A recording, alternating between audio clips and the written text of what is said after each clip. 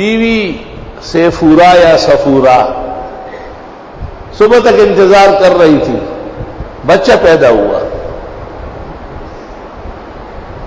اور بھیڑ بکریاں جو اپنے والد شعیب علیہ السلام نے اپنی بیٹی کو دیے تھے وہ ادھر ادھر پھرنے لگی، تو بچے کو گود میں اٹھایا اور لکڑی لے کر کے اپنے ریوڑ کو واپس مدین چلی گئی۔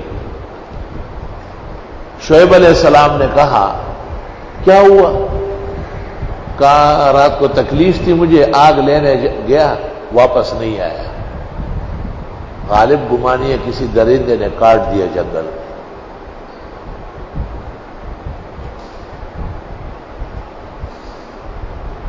مروج الذہب و معادن الجوہر میں مسعودی مورخ نے لکھا ہے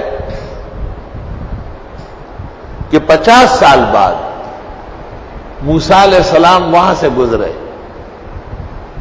اور ایک خوبصورت مسترڈہ جوان نظر آیا اور بالکل موسیٰ علیہ السلام کی طرح۔ آپ نے پوچھا مسمو کا نام کیا ہے؟ کہا موسیٰ۔ کہا لے کیوں؟ کہا میرے والد کا نام موسیٰ تھا اور میرے نانا جان شعیب علیہ السلام کے گھر سے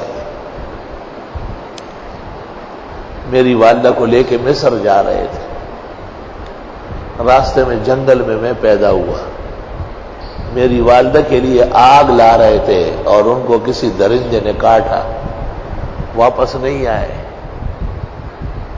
تو میرے نام میرے والد کے نام پہ رکھا گیا۔ حضرت موسیٰ نے سر پہ ہاتھ رکھا اور حیران رہ گئے کہ اچھا پیچھے انہوں نے یہ سوچا ہے۔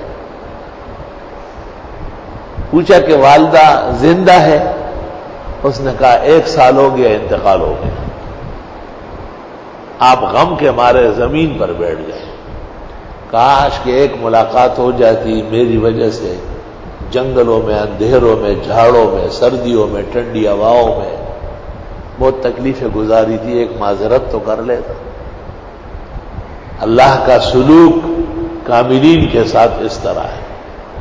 حضرت اقدس مولانا انور شاہ نے بھی شرح بخاری میں اس جگہ اشارہ کیا ہے کہ خصوصی مقربین کے ساتھ رب العزت کا اور طرح برتاؤ ہے۔